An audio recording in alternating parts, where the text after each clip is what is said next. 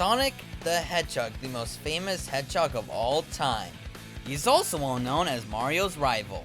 But his history in video games hasn't been easy. So let's go into the history of Sonic the Hedgehog. Now you might think Sonic's first start was from the aforementioned Sonic the Hedgehog. But nope, his first game was actually Rad Mobile. Created by Sega, this is a driving game and it's pretty simple, but this was the first appearance of Sonic the Hedgehog. Just as a keychain though. 1 year after Rad Mobile was released, Sega changed history forever. Released on June 21st, 1991, Sonic the Hedgehog was the game that saved Sega. It sold over 40 million copies around the world. Because of this game, Sonic became a household name for the video game market. And that was a great choice by Sega. Before this, Sega was struggling in the gaming market after the failure of the Master System. Thanks to Sonic, things were improving a lot for Sega. Sonic the Hedgehog was created by 3 well-known Japanese creators. These 3 creators helped make Sonic a household name. For sequels, there was games like Sonic the Hedgehog 2, which was a very well-known Sonic game and one of the best Sonic games out there. Sonic CD was unique in that it wasn't released on the Genesis but utilized Sega CD, and it looked amazing at that time.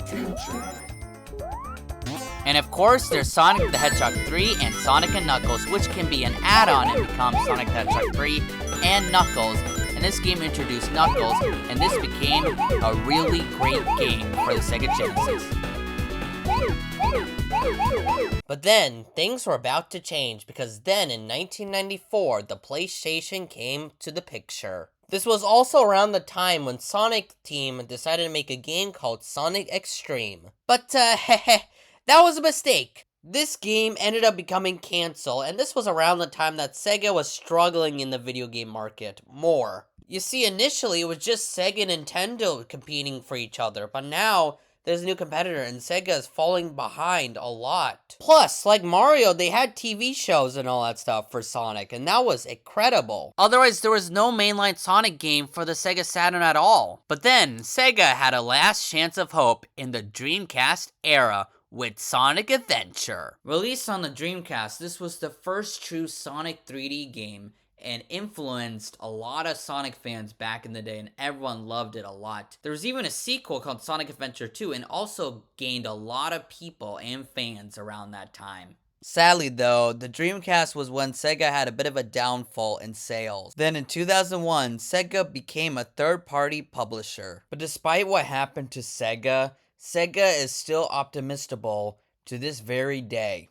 That is where we leave the history of Sonic. His future is definitely an exciting but rocky one, but I know that Sonic will be living his future in the brightest ways. Goodbye, and Mario and Sonic are friends now.